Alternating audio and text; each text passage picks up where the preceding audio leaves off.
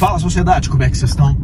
Ó, nós acabamos de emitir na posse de um imóvel, tá? Para ser mais específico, uma casa com quase 200 metros de área construída.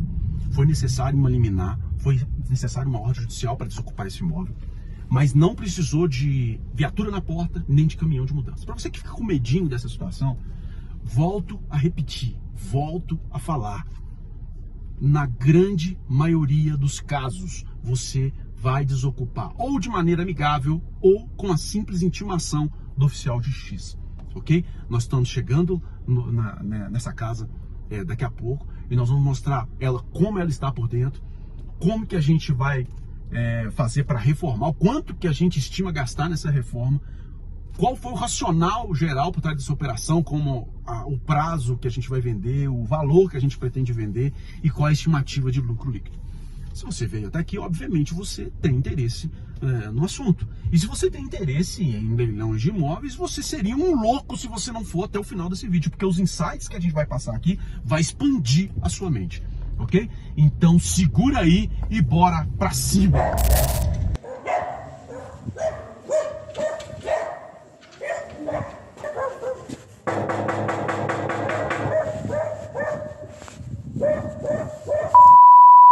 Fala comigo, sociedade, como é que vocês estão? Hoje, em Vespasiano, nós vamos mostrar para vocês a reforma dessa casa maravilhosa. Vem comigo, nós vamos mostrar como que está ficando por dentro.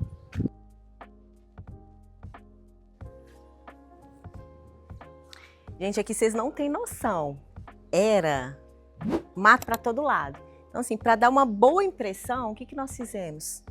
Tiramos aqui todo o mato. Só deixamos essa plantinha ali.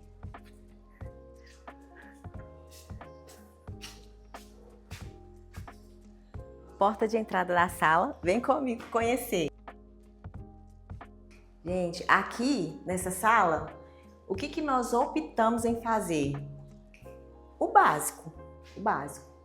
Porque é uma sala que tem um potencial muito grande, né? Aqui vai ser usado tons mais claros para ampliar o ambiente. Então a gente sempre procura uma tinta que até combina com o piso, que tenha a ver com as madeiras. Aqui tem que ser feito o básico. Aqui na sala tinha essa textura verde, assim, não se usa mais, né? Então é um tom muito escuro e o que nós decidimos clarear, vamos passar aqui um tom de bege e eu tenho certeza que aqui vai ficar um ambiente mais agradável, vai dar amplitude e é isso que a gente procura. Agora nós vamos conhecer o banheiro. Vem cá para vocês verem como que tá esse banheiro hoje, mas nós vamos mexer grande parte nele, né? Que não se usa mais essa janela redonda. Então aqui nós vamos trocar, vamos colocar uma janela que vai ficar com a melhor visão. Aqui vocês veem que essa faixinha não existe mais, então você nem acha para comprar. Então o que nós vamos fazer, gente? Aqui nós vamos passar uma tinta, nós vamos clarear esse banheiro, colocar um box, né? Então a melhor maneira que a gente achou é passar uma tinta. E por que nós vamos passar a tinta e não arrancar? Otimizando o tempo, otimizando dinheiro e mão de obra. Então vamos passar a tinta aí que vai ficar lindo. Essa pia aqui também vai ser trocada, tá? Pia, cuba e nós vamos comprar tudo, sabe aonde? Dica de ouro para vocês, no Mercado Livre. Gente, olha só. Vocês acham que isso aqui vai ficar? Claro que não, tá? Isso aqui nós vamos trocar. Já tá na lista do Mercado Livre, tá? Todos os interruptores, tomadas, nós vamos trocar. Olha para vocês verem, no teto nós temos 3 croicas e isso é bem baratinho também. Nós vamos colocar no lugar, nós vamos restaurar a moldura. Quando dá para restaurar, a gente restaura. E quando não tem como, então a gente tira, né? Aqui é o quarto do casal. Vocês podem ver que tem essa cor pêssego, né? Isso aqui não tá legal, não.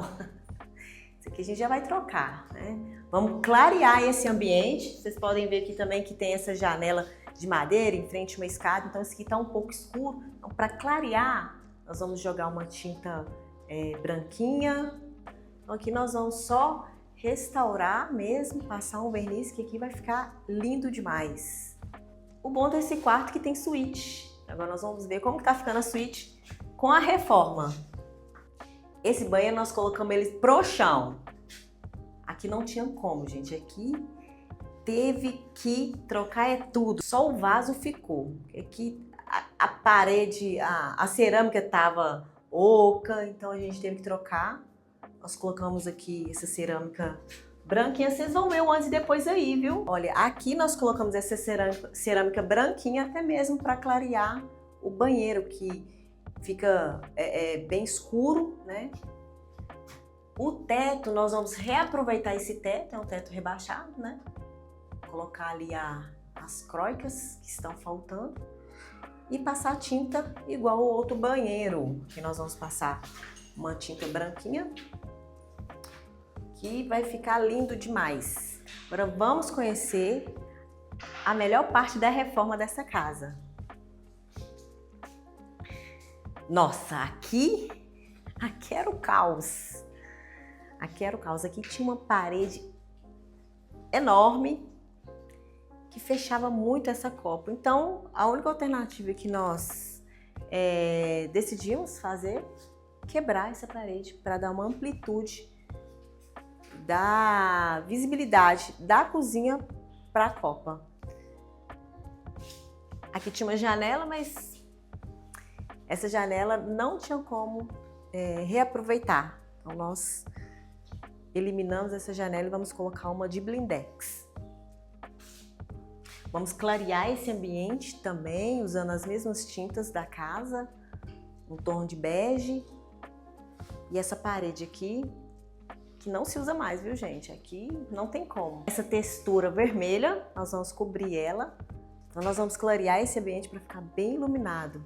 Essa conjugação da cozinha com a copa. Aqui vocês vão ver o antes e depois. Vocês vão ver como que tá ficando isso aqui. Gente, essa cozinha aqui, olha a foto que vai aparecer aí pra vocês. Aqui tinha uma pia com um armarinho, não tinha como restaurar nada. Então, esse aí foi pro lixo. E trocamos essa cerâmica, que a cerâmica que estava aqui também não estava dando.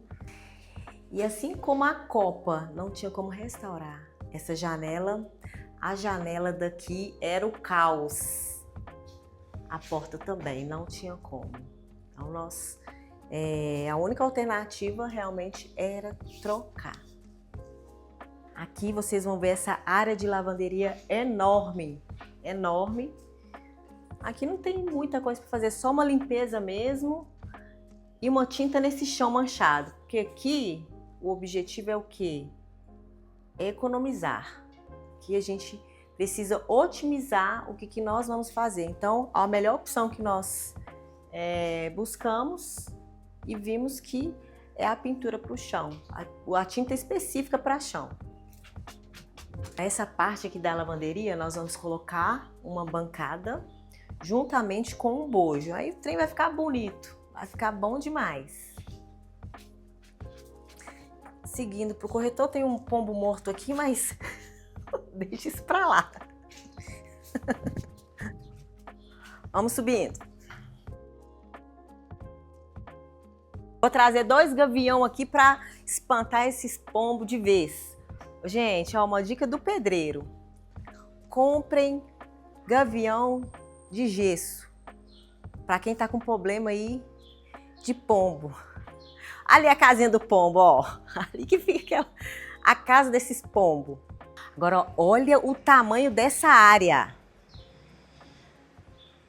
Que área maravilhosa. E aqui que nós vamos trabalhar com a mesma textura da parede. Vamos seguir a mesma linha da tinta. Dar uma boa limpeza aqui. Passar o VAP para limpar. Churrasqueira boa demais pra gente comer um churrasquinho. Essa bancada aqui é enorme.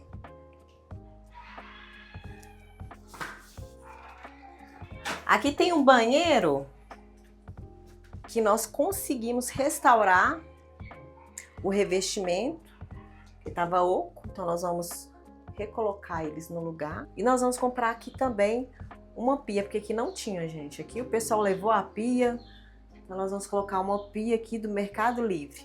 Vai ficar bem bonitinho. E o revestimento.